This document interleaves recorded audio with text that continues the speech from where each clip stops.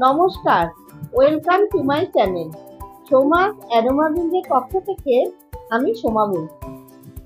আমি আজকে যেই রেসিপিটা নিয়ে আপনাদের সামনে হাজির হয়েছি, সেই রেসিপিটা যেমন বানানো সহজ আর তেমনি হাতের কাছে থাকা সামান্য উপকরণ দিয়ে তৈরি করে ফেলা যায়। তাহলে আসুন দেখে নেওয়া যাক আমার আজকের এই সহজ রেসিপিটি যদি ভালো লাগে তাহলে অবশ্যই আমার চ্যানেল সাবস্ক্রাইব করে পাশে থাকার অনুরোধ রইল।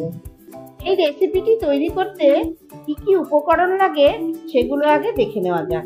এখানে আমি 3টে কাঁচা লঙ্কা নিয়েছি, আর নিয়েছি চাকচাক করে কাটা একটা বড় সাইজের পেঁয়াজ, ধনেপাতা কুচি, আর কিছুটা নিয়েছি পেঁয়াজ কুচি কুচি করে কেটে, আর 10-12 কোয়া রসুন, একটা বড় সাইজের আলু চাকচাক করে কেটে নিয়েছি, আর 2টো ডিম সেদ্ধ করে নিয়েছি। প্রথমে একটা প্যান গরম করে তাতে দিয়ে দিলাম 3 চামচ পরিমাণে সর্ষের তেল। তেল একটু গরম হলে আমি 3টে শুকনো লঙ্কা ভেজে নেব। একটু নেড়েচেড়ে শুকনো লঙ্কা ভাজা হয়ে গেলে আমি একটা পাত্রে তুলে নিলাম। এবারে ওই তেলে দিয়ে দেব চাকচাক করে কেটে রাখা আলু, চাকচাক করে কেটে রাখা পেঁয়াজ, আর দেব রসুন আর কাঁচা লঙ্কা। সামান্য একটু লবণ আর সামান্য একটু হলুদ দিয়ে একটু নেড়েচেড়ে আমি ঢাকনা দিয়ে ঢেকে দেব মিডিয়াম ফ্লেমে 3 থেকে 4 মিনিটের জন্য। তাতে আলু আর পেঁয়াজের একটা পিঠ সেদ্ধ হয়ে যাবে আর একটু ভাজাও হয়ে যাবে। 4 মিনিট পর ঢাকনা তুলে সবকিছু একে একে উল্টে দেব, তাতে অপর পিঠটাও ভাজা হয়ে যাবে।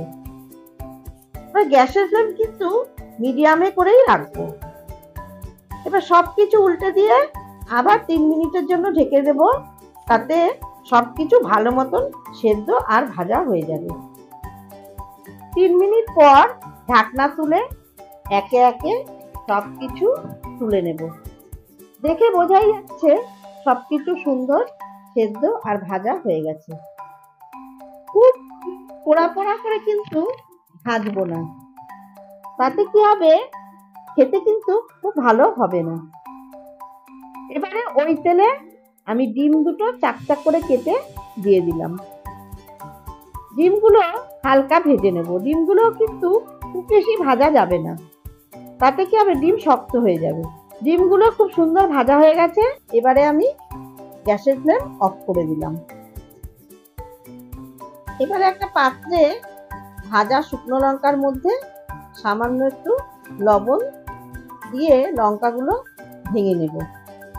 আমি আগে ভাজার মধ্যে লবণ দিয়েছিলাম, সেই আন্দাজ করে কিন্তু আমি এখন অল্প লবণ দিলাম। আর ঝালটা আপনারা আপনাদের স্বাদ অনুযায়ী দেবেন, যে যেরকম ঝাল পছন্দ করেন সেই আন্দাজ করে ঝাল দেবেন। এবারে একে একে আলু, পেঁয়াজ, লঙ্কা, রসুন ভালো করে সবকিছু মাখিয়ে নেব। এমন ভাবে মাখবো যাতে কোনো দানা ভাব না থাকে। এবারে দিয়ে দেব কাঁচা পেঁয়াজ কুচি আর ধনেপাতা কুচি। আবার ভালো করে মাখিয়ে নেব। মাখানো হয়ে গেলে দিয়ে দেব ভেজে রাখা ডিম। ডিম হাত দিয়ে ভালো করে ভেঙে নেব। তারপর দিয়ে দিলাম কাঁচা সর্ষের তেল।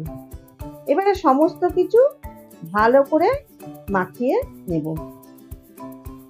তৈরি হয়ে গেল আমার ডিম আলু ভর্তা। আপনার বাড়িতে কোনো গেস্ট আসলে তাকে যদি কোনো স্পেশাল কিছু খাওয়াতে চান, তাহলে এই রেসিপিটা একবার বানিয়ে খাওয়ান, দেখবেন বারবার এটা খেতে চাইবে। আশা করছি আমার আজকে এই সহজ পদ্ধতিতে তৈরি করা ডিম আলুর ভর্তা আপনাদের ভালো লেগেছে। ভালো লাগলে অবশ্যই আমার চ্যানেল সাবস্ক্রাইব করে পাশে থাকার অনুরোধ রইল। আর বেলটাতে প্রেস করে অল নোটিফিকেশন অন করে দেবেন, তাহলে নতুন নতুন রেসিপি খুব তাড়াতাড়ি আপনার কাছে পৌঁছে যাবে। আর অবশ্যই লাইক, কমেন্ট ও শেয়ার করবেন। ধন্যবাদ।